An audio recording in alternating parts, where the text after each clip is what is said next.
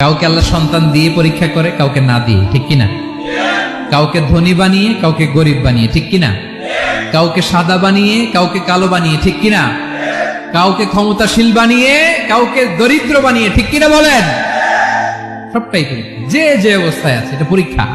আল্লাহ দেখে কোন অবস্থায় থেকে আমরা কি করি। কিন্তু আসল মালিকানা কার?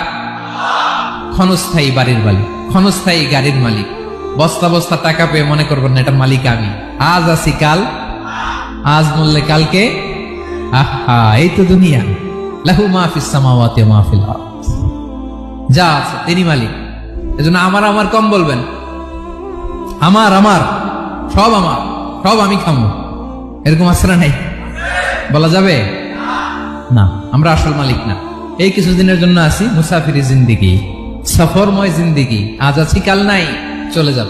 থাকতে আসি নাই, তাই না?